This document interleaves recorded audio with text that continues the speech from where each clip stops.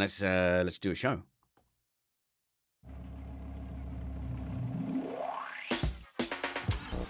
Hi everyone, and welcome to the Remain Indoors podcast, where we're pivoting to news and current affairs. We'll still bring you interesting people from our YouTube and podcast network, but mostly we want to keep you entertained while you remain indoors.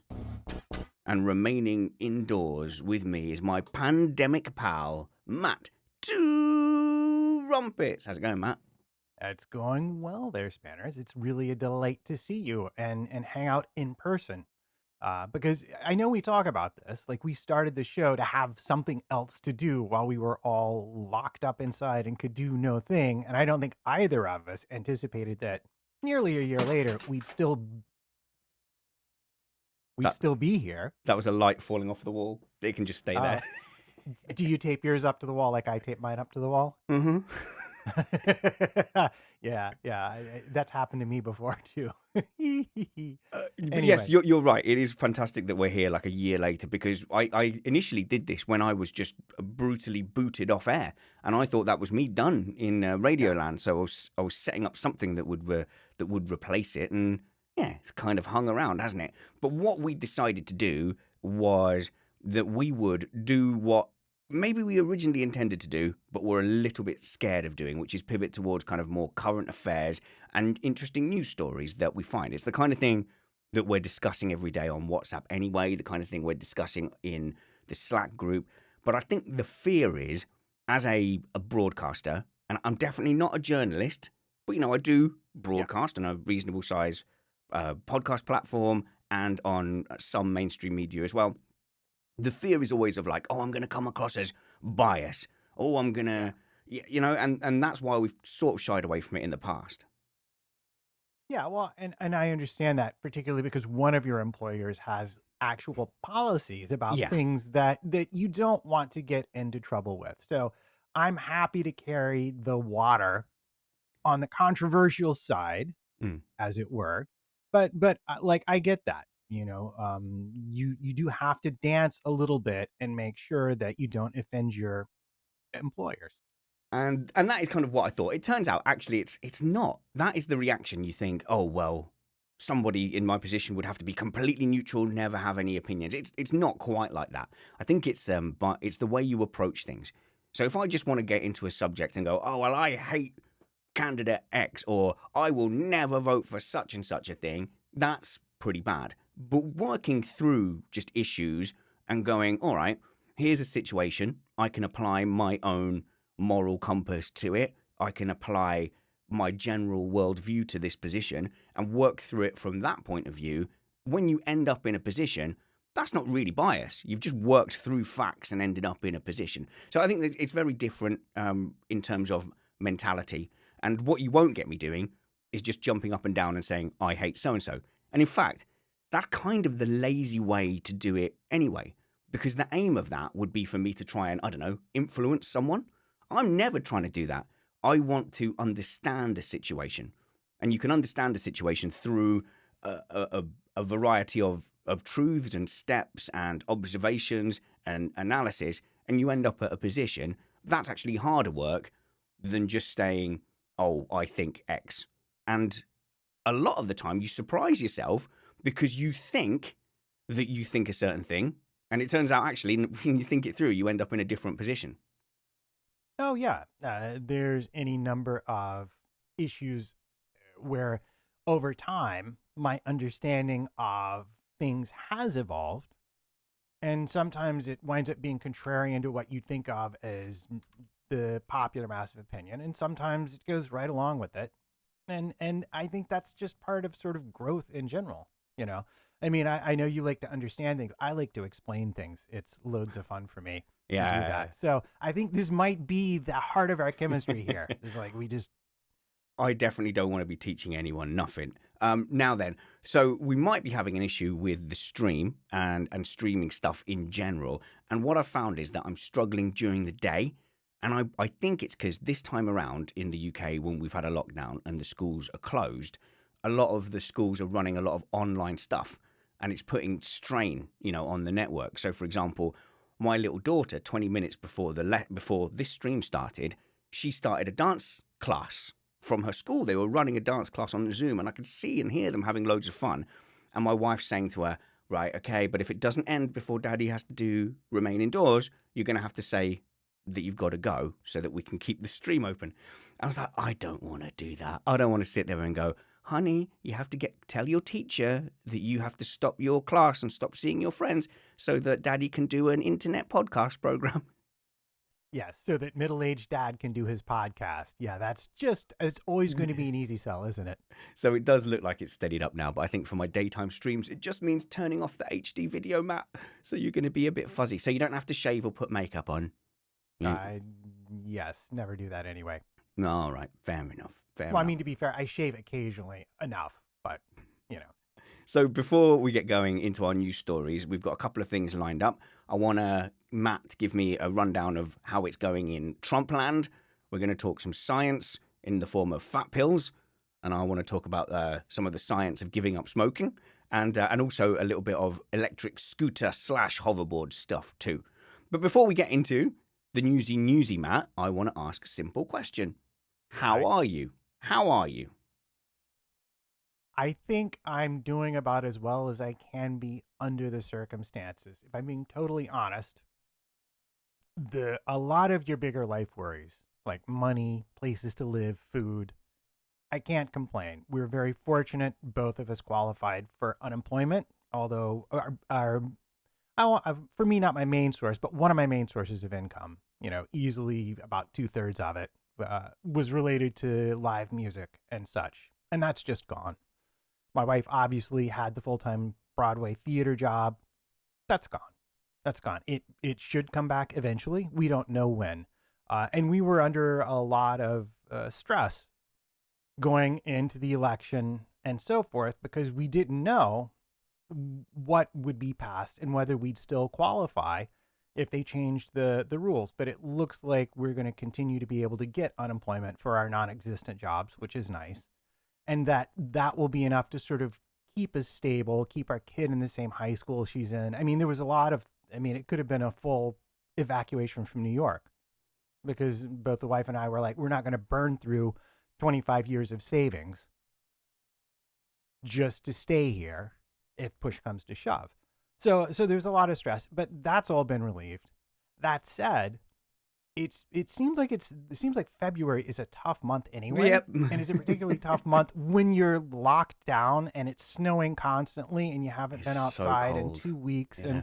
And so I think everybody is struggling to a certain extent with for a variety of different reasons that we can get into or not, with just the situation we all find ourselves in now. I think everyone is just sick of it and wants it to be over. And the frustrating thing is you can look around the world and see that there are places where it is over. Australia, New Zealand, curse you people in your Taiwan, smug. Yeah. I mean, there's multiple places. And so your conclusion is that, well, where we were just simply didn't do it right. Because if they had, we'd all be going back to restaurants and shows and everything else at this point. Yeah, LGH saying, must be hard to be part of the live creative industry right now. Of course, my wife is also a live performer. She's done exactly one gig, which was live, but then it was streamed. They streamed it and charged their normal fans revenue. But one gig for a pro singer? I'm just telling you right now, based on solely on the reaction to our live performance at the Missed Apex event in Buckmore. Once a week, we should just get together and do some standards. Me and her, stream it live on YouTube, donate through the super chat, and, then we'll figure out how we split any money later on. I'll work on it. I'll work on something to do with that. Suggest it to her. See what she thinks. Because I'm desperate to do something. And I am also worried for her having creative outlets as well. I've actually set up a little mini studio for her in the house so that she can play piano. And I've set up an Instagram account for her to do it as well. There's a little bit of a mental hurdle to get over because for a singer, she's actually someone who doesn't like to show off. And I was like, it's such a disadvantage for a singer and a performer because nowadays it is not really enough just to be good and go about your trade. You need to market yourself, and she's never been good at that. So I'm trying to get her to market herself. There's a Instagram feed all set up. The studio's there. So far, I've got one video out of her, but I'll work on that. So definitely that is something to work on. But the reason I asked, how are you, was because, well, mainly selfishly, I went through a little bit of a rough patch with coping with the lockdown. And definitely I'm not alone. So I just Yep. asked in our Missed Apex patron Slack group, how's everyone doing? I want to hear the good. I want to hear the bad. Just vent. And I didn't know how that would react, how people would react to that, because I was basically putting my hand up and saying, I want to lie down in salt and cry. And because, nothing terrible has happened. It's just the weight of it and the Yeah. cumulative weight of it. And in fact, I would say this time last month, I was feeling really smug. I was on top of the world. I was bouncing. I felt fit, healthy, happy. And I was like, come on, guys, just get your head down and grind through it. And then a mere month later, and I just feel like I've got ankle weights on. Like every step forward, I'm just dragging a huge ball and chain, and the wife even said to me, she was going, I'm struggling. She's not the ball and chain. Sorry, ball chain wife in Yeah, I order. know, I Just know. like that's gonna sound bad. But she was talking about her struggles as well. Yeah. And then inevitably we've been butting heads because we've both been struggling, which then makes you struggle more. And Yes. and I was just saying to her, what could it possibly be about trying to run two businesses, rescue two careers, do homeschooling in the middle of a global pandemic and a lockdown? What could it be about all of that that's just making us not feel right? And we just had to go, look, this is normal. Yeah. Well, I think whatever you are right now is normal. We are in uncharted territories. We've been through epidemics before. The last one I can think of would have been maybe polio, which I remember my parents have talked to me about when the polio vaccine came out. And actually, my aunt had it, believe it or not. Fortunately, she recovered. She didn't wind up with the version that set you up, Long set you polio, back for they life. called it Yeah. then. Long polio. That's long COVID. But no one really, very few people on the planet right now have any experience of what it's like that we are all going through globally. Yeah. And so it's not really a surprise that we're all struggling with the length of it. Because no one expected it to be every time it was like, a couple of months, a couple of months, a couple of months. And at a certain point, you're like, man, it's been a year. Like it's this been- time a yeah. year ago, we were flying into and back out of Italy. Yes, yeah, you were just before it all kicked off, and Italy was one of like the root kind of festering grounds at the start of the pandemic. So you came from Italy straight home, and I know you were very worried and concerned at the time. But you're right; it's been a year, and as my my colleague, Mr. Chris South, said to me at the weekend on air, he says it's like Christmas. There's a lot of stress and arguments at Christmas, because people aren't used to being at home for that length of time. And what we've got now is that Christmas arguing, bickering effect just spread out over a year. Yeah, no, I agree with that. But I saw someone post online too, and I think this is appropriate. I think a lot of people are beginning to reach a point where they're starting to grieve Yeah. for what we've lost, because we've all lost rather a lot at this point. You know, whether it's people in your family, whether it's the ability to go and do the work that you spent your whole life training to do, whether it's the ability to have your kid out of the house so that you can actually accomplish a task. Yep. And for the kids, the ability to go and be with their friends and to go to different environments, the ability to travel. We've all lost a lot. And I think it's okay to take time to realize and say, yes, it's okay to feel sad and awful about these things that we've lost, as part of the process of getting to grips with the reality that we all still have to cope with. And I've been saying to people, come on, we're nearly there, home stretch. But it's a long old home stretch, and yes, there's guilt, so much guilt at the moment. And I have to say, like, I was so grateful for everybody who responded in the Slack group and on Twitter by just going, do you know what? I'm gonna tell you. I'm just gonna tell you. And people were like just pouring their hearts out, and just people who seem really cheery and happy and everything's fine day to day when we're chatting as part of a forum. You really press it and you just ask, and they go, oh, do you know what? This has kind of sucked. And I'm really glad. I'm so grateful to have heard that, and grateful that, then I can feel I'm in a safe place as well to say, stuff has been sucking, because I've been healthy, happy, work's actually fine. Professionally, it's fine. I've so much guilt though with the kids. A, they're not seeing their friends. B, I've been a grumpy ass, and then I'm like, oh my God, I'm like 1/3 of their whole human interaction, and I'm being a kind of sucky dad right now. So there's all that guilt as well. And then me and Nick just at each other's throats for like 4 days, and just every single thing was annoying. Like, do you know how loudly that woman chews? She chews Oh so. God, do not talk to me. Have you heard the word misophonia? It's a condition where like sounds like chewing literally make you want to murder things.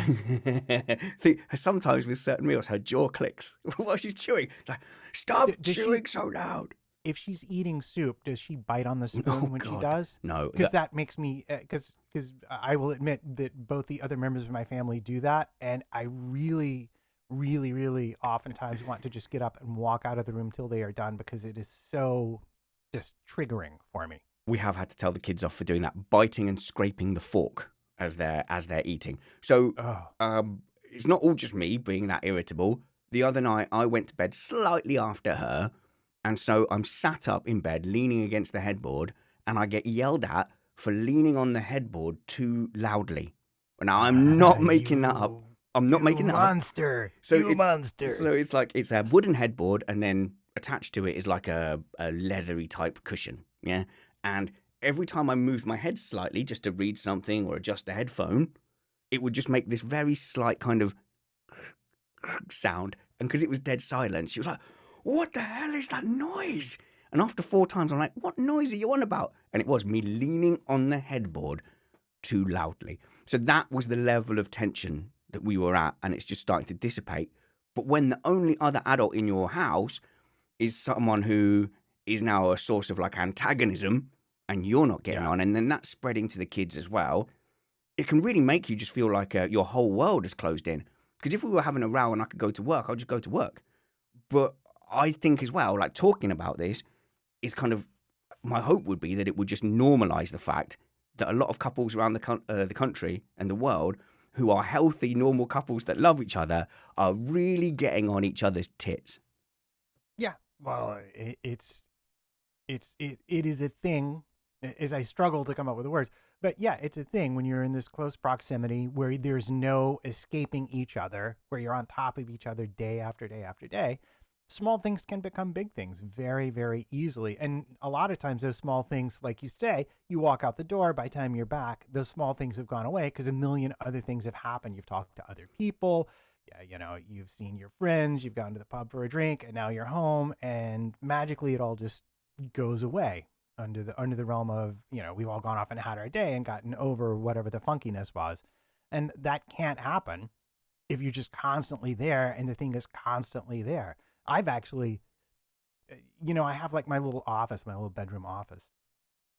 And this is not necessarily a tactic that I recommend. I just sort of stumbled upon it. But I just go to my office in the morning, like once the kids start school. Oh, okay. And no matter what, I just stay there pretty much all day for 2 reasons. One, if I am seen by my wife, there is a thing that I have to do. Yeah. Yeah. Regardless of what schedule I've planned for myself or things that I have to do. Oh, by the way, can you fix this thing that's going to take most of the rest of your day? And or can you help the child with subject A, B, or C? So it's always good to stay as much out of sight as possible. But the second is, like, I found myself in the kitchen at dinner time, having finished my day. And the wife actually said, you know what? It's really nice to have you in here and just like chilling and talking. So there's something definitely about like absence in the heart and fonder that is really hard under pandemic conditions, I will admit. Lock yourself in a shed. Hello to our live viewers, not just everyone listening in to the post-produced podcast. Taylor Messer says, my husband and I had a screaming match because he opened the new container of protein powder before the other one was empty. I got in trouble because the cat's biscuits have a resealable thing on the top. Uh-oh. Like it's a big packet and it lasts like a month. So you do want to be sealing that thing. I got what I thought was the tear-off point. Turns out it was below the sealing thing. So it now no longer seals. And she has to take it in and out of a little plastic bag every time. And that is going to be for the next 3 weeks still. So every time she does it, it's like, oh. And she says it to the kids, Daddy doesn't know how to open packets of things. Oh. And that spread. The little girl said stuff like that when I opened the cheese next. She's like, Daddy, are you going to open the cheese right? I'm like, "Oh, it was one mistake. Damn it. It was one mistake. But hello to our... Go on. No, I was going to say, regards to that, when my daughter was 4 or 5 or 6, the wife regularly would have to go out of town to work on shows for like 4 to 6 weeks at a time. And that meant that I did all the cooking. And once I was making a meal and slightly overcooked the sausage. And I still, to this day, hear about it from her. They have very long memories. Yeah. They don't forget stuff like we do, I'll be honest. No, we're so chilled and easygoing. It's them. They're the problem. They're the problem, Matt. Chase says, thanks for reassuring me that my wife and I aren't the only insane lovers quarrelling daily. And generally, because a lot of our Missed Apex Slack patrons are in this live chat as well, generally everyone's saying that went down well. So I'm really glad that had a positive effect. Who would have thought that like just whinging and shimphing and moaning would have that effect? When I asked it on, when I put it on Twitter, someone said, hey man, like, are you sure you're not like depressed and maybe you should be talking to someone? I'm like, dude, I don't need to. I've got Remain Indoors and a Slack group and radio shows. And I'm really honest. If I'm feeling, I'm not going to sit and pretend that I'm happy and buzzing. If I'm getting stuff down, if stuff's getting me down, I'll just say what it is, because you're never the only one. No, you never are. And one of the nicest, there's plenty of bad things about social media and the current scape in which we find ourselves. But one of the best things is that we have found other people that you can always say, I am feeling X, and there's someone there who feels the same or has been through the same. There's always someone to talk to. And that's been, I think, kind of a good thing. And Gina just round that off. She says, yes, the hardest thing is not snapping at all those things that never used to bother me. It's tough. So there we go. Good. That's what's going on kind of in our world. But we can turn to current affairs as well. I would say 3 smallish topics to get through, because I want to ask you about that Murica situation as well. And I've just found out that Matt rides a moped. So that's going to need addressing for sure. But firstly, let's talk about this fat. Well, it's going to be a fat pill, but it's a fat injection. And I found this story. Where was it? It was on the BBC. No, it wasn't. Yeah, Sky News. It was Sky News I found this. Let's credit our sources, if you like. It was a pill for fatness, but this one was a clinical trial where what will eventually be in the pill, I assume, was injected under the skin. It was over many, many months, and they were able to suppress the appetite of people using this pill, and the placebo group only lost like 2 kilograms over a couple of years. I think the trial was over, whereas it was something like 15 kilograms, nearly 2 stone, for the group that had the medicine. And that is not an insignificant difference at all. Like when you talk about statistical significance, that's very large. And they're talking about people being able to, shed 20% of their body weight in a way that could only previously be done by restricting gastric bands. Gastric bands restricting actually the physical amount of food you could eat, whereas this is about making you want to eat less. Yeah, well, it's pretty interesting. The treatment is called semaglutide, and it was already being used as a type 2 diabetes drug. And they found that at higher doses, it also basically, it suppresses your appetite. And you might think, well, what's new about that? Years ago, everybody used to get methamphetamine pills, and it worked just fine. But there are side effects to methamphetamines that not everybody wishes to experience.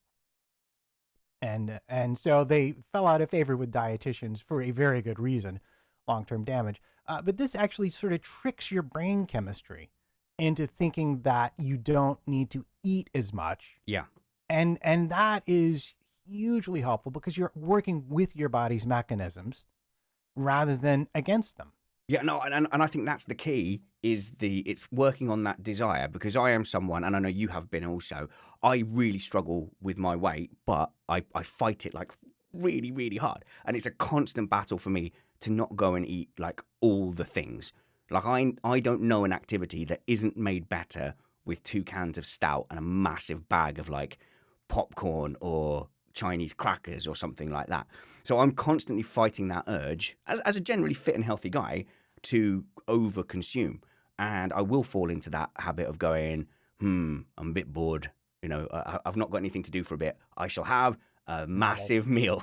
Yeah, for no reason. Novel. Yeah, Yeah. or like if I fancy a Chinese, I something in my mindset goes, okay, but order enough so that you'll definitely have leftovers for a huge portion of Chinese tomorrow. So that's my fight, and I need to like somehow get that mentality out of the way. Well, I will say that as I've gotten older, and as you know, I do sort of like that restricted eating period diet where I only eat for like Yeah, 6 hours a day. And for me, that has been good at keeping my weight in a ballpark. If I don't exercise, my weight goes up. If I do exercise, it goes back down. And it'll stay in a window where I am at a healthy weight and I'm eating enough nutritional food that it's not an issue. But the problem I have is, like you, when I was younger, I could eat a lot of food at a sitting. In fact, like I can't even tell you, when I was racing bicycles, I could just demolish buffet bar. Like, it was ridiculous the amount of food I could eat. And my brain still remembers that. Whenever I order a meal or whenever I get served food, it's like, oh yeah, you could eat all of this and 3 more plates as well. But the physical reality of my body now is like, no, you can't. And if you do, I will make you pay. Yeah. No. And so yeah. it's really hard, especially like when in the ordering and the buying phase. Because I also grew up at a time where, like, there's children starving in other countries. Finish that food on your plate. So I'm a real mess. Mentally, when it comes, I have a real hard time if we have food left over at dinner. I don't like to leave anything on my plate, even if eating it will make me, sick. I will probably finish it anyway because it's just like been beaten into me as a young child. Oh man, live chat, you are like the best support group in the world. LGH has just gone, oh God, nothing to do. I shall have a massive meal. How I wish this wasn't a thing for me. I instantly know that I'm not alone now. So that's good. Interesting, that mentality with the kids about you must finish your food. Other people would be grateful for it. I have tried to move away from that because it does get frustrating if they don't eat their food. So our rule is you can leave that. But if you leave that, you are telling me there's no room for pudding, and don't come to me in 2 hours' time telling me you're hungry. If you're genuinely not hungry, I get it. That's good. So I know that if I'm dieting, which I currently am at the moment, do similar to you. I just skip breakfast, don't eat anything till 1 o'clock, only eat what I need to be not hungry. So if I'm hungry, I'll eat. I never starve myself. If I'm hungry, I'm eat. And I know if I do that and stay disciplined, the weight will come off. So it's not a drama. I can do it, and I can do exercise and that kind of thing. Something like this, though, will help on like a population scale because not everybody can do that. And goodness knows I fall off the bus as well. There is a massive problem with obesity in both our countries because the way we have food available to us now doesn't suit the way we evolved. And I have huge sympathy for people who just find themselves getting into a cycle because if you want to be bigger, you be bigger. That's fine. I'm not making any kind of aesthetic judgment. It's about what makes you happy. But when people are not happy being bigger, they've got trapped into using food as a comfort or just overeating because that's the availability of food or because everything is supersized. And then that makes them unhappy. And then the way to deal with being unhappy is to throw yourself into that easily accessible source of immediate happiness. So I feel very sorry. I feel very sorry for people who are trapped against their will in that kind of cycle. And it is I don't know what the right word is. I'm trying to think of epidemic. It's an epidemic. It's a real health problem. And something like this could be a real game changer if you could just inject something into someone or give them a pill and it take away their appetite, because a similar intervention is the only thing that got me off of smoking, which is why I find this interesting. So, yeah. Well, I'm now very curious about this intervention, but I do want to say that I think you're absolutely right. And the issue, I think, for all the industrialized nations is the cheapest and easiest food is incredibly high calorie and often not the best food for you to be eating. But as we know from the internet, every extra click costs you users. It costs you purchasers if you're on a website. You can make entire careers out of making things incredibly simple for people so they can do the thing as easily as humanly possible. And so the easiest, cheapest food is oftentimes exactly the kind of food you should not be eating. And that's a problem in and of itself that's separate. But now you mentioned smoking. Yeah. How did you manage Okay. to quit smoking? Because I hear that's like one of the hardest things to do. So it took me forever. I'll try and be succinct with this, but generally, I think the way that nicotine gets you is that it triggers a nicotine receptor in your brain, and then for half the population of humans, you will make more nicotine receptors the more you smoke, and they all need to be satisfied. So the more Right. you make, then the more you feel like you need, and when you don't have it, it cries out for the nicotine in the same way that you would need food, water, that you would need to breathe. So it triggers all those same urges that just make you, and that's why nicotine is horribly addicting. And they say like chemically it's more addicting than like heroin. So it's incredibly hard. And I started smoking. Don't tell my kids, because I've not told them any of it. I started smoking from the age of 13 because that is just, we were we were little. I know you were like street rats. We were street rats. I always say we were street rats. We were never at home. We roamed the streets. We got into trouble, and and I would use all my paper round money for cigarettes, and then eventually rolling tobacco, and then eventually rolling tobacco without filters because that's the cheapest, as you needed more and more of it. Thank goodness I never got into heroin. I have got an addictive personality, so I think I kind of got away with it with cigarettes. That was my big addiction because it could have been a lot worse. But yeah, I smoked then steadily all the way until I was 28, 29. And through that time, I must have made 100 attempts to quit smoking. And I knew it was bad. I'd had a doctor say to me, the single thing you can do, the one thing you can do to improve your health, the biggest thing you'll ever do is quit smoking. I'm like, yeah, no, I totally get that. That's a great idea. I should definitely quit smoking. But I just kept failing year after year. Now, have you ever smoked, Matt? Yeah. Yeah. Okay. Yeah. 18 to 25. I quit on my 25th birthday. Oh, okay. So I realized that I was so broke. I was living so expensive. Probably at my lowest place. I was like living in a room that cost like $200 a month in Williamsburg on a street where there were 2 homicides in a single year. Less than a year. I wasn't even there a year. And so the idea of, I couldn't get anything for myself. I'd broken up with my girlfriend, and I was like, well, the one thing I can do for myself is I can quit smoking. So I decided to do that. And it was not easy to do at all. Okay, but I did succeed. So did you just do it through willpower? You just put them down and just didn't pick them up again? Yeah, well, I got rid of cigarettes. I had a pipe. I did the occasional cigar, and over about a 2 or 3 month period, the cravings went away, and I stopped using all the other things as well. It was not easy, especially at first. At first, it was really, really, really hard. So you kind of substituted it. You just use substitution. This is interesting. We've known each other, 7, 8 years now, and we've never had this conversation about smoking. I didn't realize that you had to go through that as well. So I didn't do as well as you. I couldn't substitute things, even nicotine patches. They just weren't breaking it because I think for me, as well as a chemical addiction, I think I had a habitual addiction to it as well. And it was just part of my life. It was, I've got 5 minutes free. Go and have a tab. And it was part of that. It was just part of everything. It's just life involved cigarettes. And I'd started so young that it just seems so weird to not have it. Here's the really crazy thing. I don't want to drag anyone down. This is like 10 years ago now. But my dad was a heavy smoker, a heavy drinker as well. And at 55, I think he got diagnosed with throat cancer, which then spread. It spread into his lungs as well. And it took him reasonably quickly within a couple of years. So I was watching him go through all of that, and that's not good, by the way. sorry no. if you're sitting here. I should have done a trigger warning or something.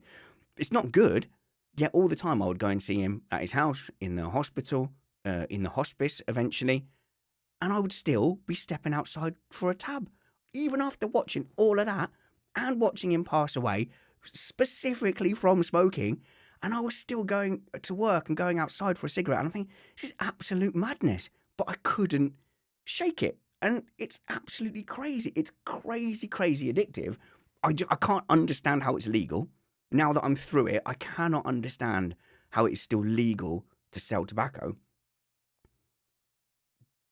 But I finally found the solution, and it was from a military doctor who, first time ever, they were useful. No, I'm only kidding. They were great. But they do tend to kind of go, oh, your leg's falling off. Here's an ibuprofen.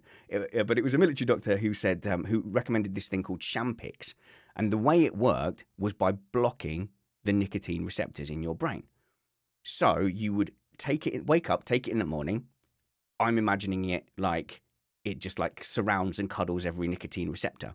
It doesn't sate it doesn't make you feel better. So everything like the nicotine patches and the vaping or whatever sated that addiction and made you go, that's better. This meant you could never sate the addiction unless you didn't take the pill in the morning. So as long as you woke up every morning and took the pill, the doctors told you to keep smoking. So you would smoke through it. You'd get up in the morning, you'd smoke, and you go, that's not really hitting the spot. And so, so you go, this is why I think this is interesting. And this is what I hope the fat injection is like. So I would go through the day smoking. And then after about a week, it gets less and less because you go, what's the point? Without not doing anything. Yeah, it stopped working for me. Without the feeling of like, satisfaction. It was gone. And that's it, 2 weeks. And then I put them down and I was like, blimey, I'm done. I had one night out in Milton Keynes where I went through like 2 packets. Because we were out clubbing, and then I went on the train home and went, no, don't be a dumbass. You don't need this now. You've got through the worst of it, and that's it. And then I was clean, man. See, I'm talking about it like like I was train spotting like heroin addict, but the struggle to get off cigarettes, one of the hardest things I've ever done in my life. Oh, the struggle to break any addictive substance like that is real. Just because it's not a drug that will kill you, tomorrow if you take too much of it. Instead, it'll kill you in 30 or 40 or 50 years if you take too much of it. Doesn't mean that it's any less real or that there's any substantive difference, and so kudos, man, because that is a hard thing to do. Well, I mean, you too as well, and all I hope that we got out in time. Do you know what I mean? Yeah. And like without too much long-term damage, because that was what 11, 12 years ago now, right? And I did say that I would reward myself after 10 years with a cigar, but I've not done so, and I don't think I will. I don't think I'm going to meddle in that pot. It's not as much fun as everybody says. If we get sent to war, if there's like a big world war or something, I'm not promising that I won't reach for a box of smokes. But until then, anyway, good. That was good stuff. Sorry, good chat. It was nice to get that off my chest. Actually, I've never spoken about that. It was nice. Trump. Tell me what's going on with Trump, because January 20th, you had a new president. I thought that the impeachment things would start, and then I've not really heard much over here from my point of view. So has the impeachment begun, and what is an impeachment, and what's happening? Okay, so I will do my best to be succinct, but if you are going to punish a president for being naughty, 2 things happen. First of all, the president's not going to punish themselves. So the Congress, which is one of the other branches of government, sort of kind of like Parliament, I guess you would say, the lower house, or the Congress, which is elected kind of mostly by a direct representation, votes to impeach the president. And if that vote passes, the president is then impeached. And this happened before Trump left office. Okay, hang on. So after the insurrection, which is now what everybody is calling it. But before January 20th, the House of Representatives voted and impeached Trump. So before this stuff happened, I thought impeaching was like, okay, you're guilty, you're being punished now. But impeachment is the process by which you decide if he's done anything bad. Well, I think the best analogy I can make is to say impeachment is like indictment. So you've been charged. The case has been dragged before a grand jury, and you're now going to be sent to trial with charges. Okay, and that been charged. Takes place in the Senate. The Senate is apportioned on basis of geography, So it's not as direct as the House of Representatives. And that's where the trial takes place. And the trial started this week. And so we have been seeing for the first time the case against Trump for inciting the insurrection that happened on January 6th, because that's really the main charge that's being brought here. Right, so that is the thing. And actually, as I've been hearing more and more about this, getting a bit of perspective, I did get the impression early on that it was kind of like, oh, it's a protest, and there was protesters, and they were a bit leery, and then they kind of got caught up, and then somehow walked in and invaded a government building. I almost got the impression that that was kind of almost, by the by. It was just like, look, we've got this opportunity, and then it went too far. But is it now emerging that it was a bit more deliberate, a bit more organized? Like hearing, I just know her as AOC. I've forgotten her actual name. Alexandria Ocasio-Cortez. Right, saying that they were hiding in their office for like hours and stuff like that. So is there an implication that it was a bit more organized, perhaps, than it seemed? Well, happily enough, if you choose to, the Democrats who have brought the case to the Senate prepared a video that you can watch online that lays this out very clearly. In terms of, because directly before the protest, Trump gave a speech to these same protesters. And then at the end of it, he said, now march down to the Capitol and make your voices heard, basically. Okay, but we still could be in that territory of go and protest peacefully, and then it's gone too far. So how are we holding Trump? Well, one of the things, because what they did was they went through all the video evidence that has been gathered by law enforcement from all the people who did selfies and self videos while they were part of that protest. And there's one particular one where there's a protester in the building saying, Trump told us to be here. Trump told us to do that. Those weren't his exact words, but that was the import of what he was saying. So you have Trump making this speech. You have excerpts from the speech that are clearly incitement, or at least I've seen several lawyers talking through the legal definition of incitement. And to my understanding, what he did absolutely qualifies as incitement. It's, as with most things legal, it's not your practical definition of incitement, but there's a legal definition of it. Okay. And my understanding is that what he did very kind of clearly qualifies. And then you have protesters in the building saying, we're here because Trump told us to be here. But what I've learned, or what has been made clear to me, is the following two things. And again, this is my interpretation of the video. Yeah, sure, man. We haven't had the defense side yet. This is me reacting to what's been presented so far. This is a new video yesterday. There was a new one yesterday. Okay, cool. And what I've learned is it's pretty clear to me that when those people, the protesters, insurrectionists, call them what you will, were inside the building, had they come across any members of Congress, I do believe they would have killed them. I don't really have any doubts left about that. And that's from the video, because that is, for me, not having seen the video, that now seems like a leap. There's a gap from there was a protest to they definitely would have killed senators. They have video that no one has ever seen before, and having seen it, that's absolutely my take. They were there to kill people, specifically Congress people and anyone else they could get their hands on. And the second thing is how close certain members of Congress were to falling foul of that mob. Do you remember Officer Goodman? Did you get that over in England? Was that the guy who was running up the stairs, radioing in? Yeah. Yeah. So here's what happened. The protesters came in, he backed up. When he got to the top of those stairs, he looked one way and he saw a whole bunch of members of Congress. And he was like, uh-oh, this is a problem. So he actually went forward and aggressively shoved one of the protesters, got the mob angry at him, and then he ran the other direction to decoy them away. Wow. Right. But here's the thing that no one knew before yesterday. as he was running away, he ran right past Mitt Romney, who's a Republican and a senator. Mitt Romney and his protective guy. And he turned them both around and was like, nah, you got to boogie with me now. And as they are running away, you can see the shadows of the protesters chasing them.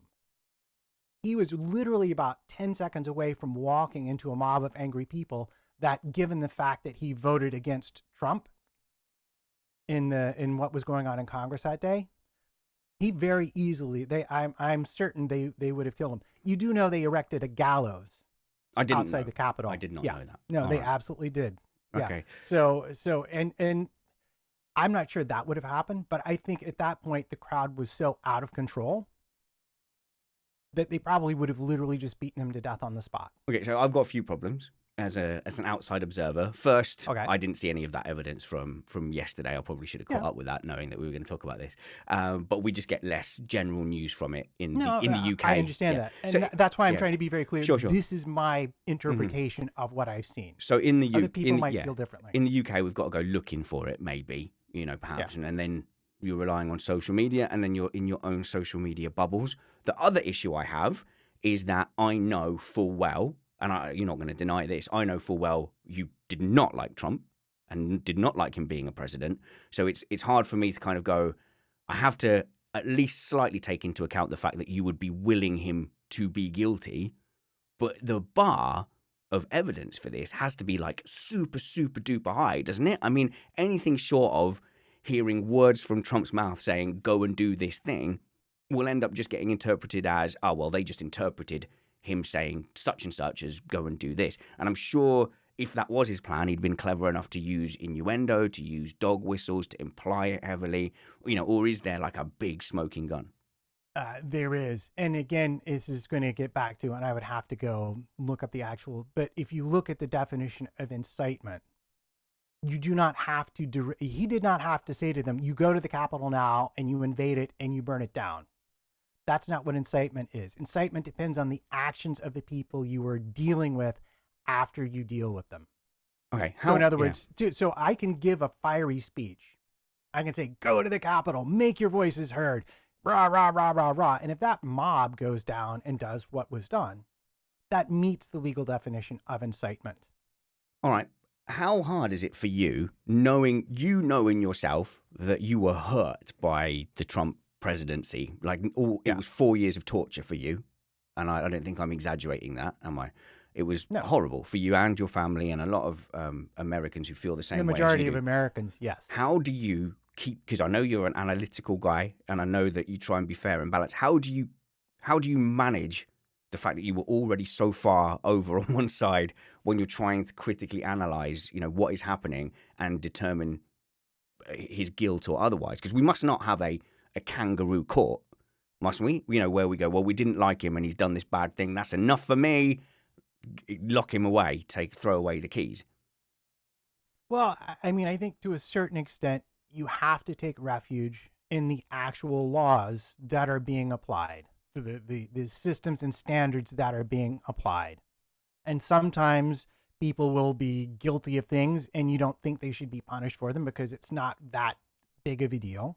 And other times you can think that people get away with something, but you have to admit that technically speaking, they didn't violate any laws. So in a lot of ways, it's going to be a weird reference, but it's because I've been writing an article about the Daytona 500. It's like in Formula One with the regulations. There's the spirit of the regulations and there's the letter of the regulations. Yeah. So in any case like this, where I know I have a bias against Trump, I was happy to see him go. Happy to see that he did not get reelected. I feel like he did do great damage to this country on a very large number of fronts. And there were plenty of issues with that. That's not a secret. But when I talk about it, and you'll notice that I'm talking about Trump. I'm not talking about all Republicans or anybody else, but I'm talking about this specific situation. I think that you must look to the letter of the law. And if the evidence supports the charges, then I think you are okay to say, yes, the evidence I've seen so far absolutely supports the charges. Now, having said that, the defense starts, I think, tomorrow, we haven't seen the defense yet. So if they have a good defense, if I can and will become convinced, if they are able to put together enough legal reasoning to overwhelm what the Democrats who were acting as the prosecutors, the 2 Democrats or 3 or 4 from the House, have put forward so far. But that said, the overwhelming majority of people who've written about this, both in the press and on Twitter, and even some Republican Congress people, have said that, it's a really damning case against Trump. So it's not just me saying this. There's a large number of people who concur in this judgment. And I know that's not always the best bellwether. Yeah. But don't in this think... instance, I feel comforted. It's not just me jumping to a conclusion. And nobody think that I'm sitting here calling Matt out and just calling him like a manic lefty loon or anything like that. I just wanted to address the bias in the room. And we do that with F1 as well, don't we? Like, I'm a Sergio Perez and Lewis Hamilton fan. And I go, okay, look, take everything I say in the context of the fact that I am a Lewis Hamilton fan. And I don't mind it. I don't mind addressing it like that. So just to end on the Trumpy Trump thing, from a pundit point of view, if you like, because from my point of view, I just can't imagine that they're going to charge a president who was president 20 days ago, and like put him in jail. Like, what's going to happen? It would be unbelievable. What's going to happen? Make a call. Well, so they could just find him guilty. That won't happen because you need more votes than there are Republicans who will vote for that to happen. That's the general political consensus right now of the media. You could also vote to bar him from ever running for president again.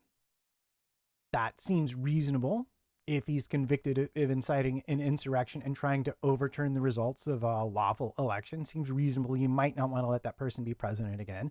But again, you'd need enough Republicans to vote for that outcome. And right now, it doesn't seem like they really want to. Really? Okay.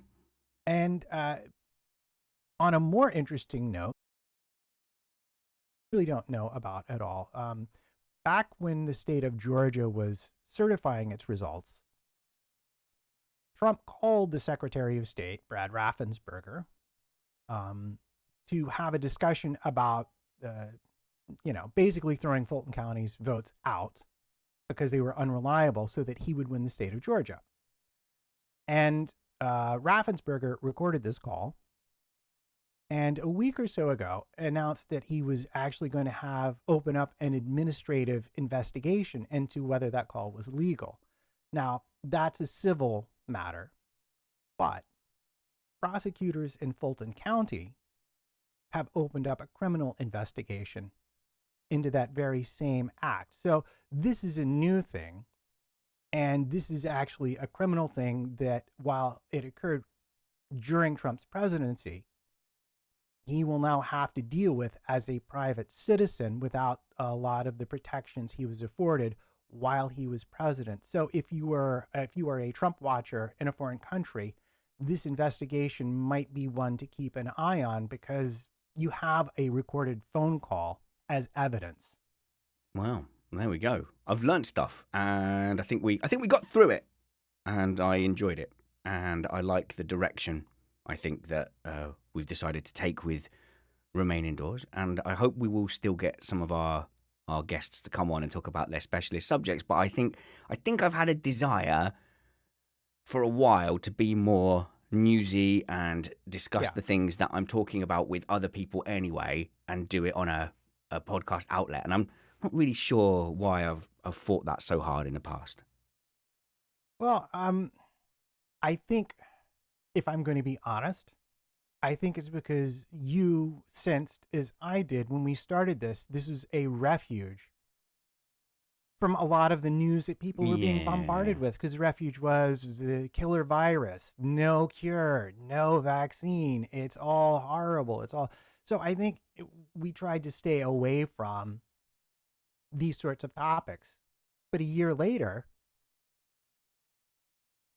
there's no reason to, because I think the people here understand the spirit in which we approach these stories, and that there's room for us to disagree about things and still be friends and that this will always be, we want this to be a place where people can come to sort of, get away from the rest of their interior, from arguing about being too loud on the headboard and whether or not you bite your spoon Yeah, when you yeah. eat your Okay. soup, and, could you stop slurping your tea, please? Because, oh my God. Okay, so it's not going to be all Trump and Brexit. Don't worry No. about that. We are still, I've spoken to like all our contributors, and there are some who are like, oh, you're doing that? Can I just like jump on for the hour and do that with you, the current affairsy type stuff? So, for example, Dr. Holding will definitely jump on and do that, and we'll mix it in with some science. There are other guests who I've spoken to where actually they would just prefer just to jump in for 15 minutes of a show and talk about like a bit of a hit and run when they've got a new story, which is also very, very cool. Yeah, I think that's a plan. Let's just do that. I love that. And I kind of wish we had Dr. Holding on now, because there's been a lot of vaccine news I know. recently. There's been a lot of mask news recently. And even though I try to think of myself as being reasonably literate in science, it sure is nice to have an actual scientist to talk about the finer details of these sorts of things. So I did invite him on today after having decided like a slight different direction for the show. I invited him on and he had a meeting between 2 and 3. And I was like, Andrew, what's more important, the relentless fight against cancer or going on a live stream of over 21 viewers at times? But obviously we get more than that on the podcast downloads too. But I said to him, don't book any more meetings for 2 o'clock on Thursdays. Apparently it's just a very popular meeting time because people have their lunch and they like to let it go down. And that we do struggle to get people on here because of, work and stuff. Not everyone is a bummy trumpet player or weekend radio hack. Yeah, well, it was a lot easier when nobody could go to work. Yeah. Because they had nothing better to do, but now they actually have to go earn money.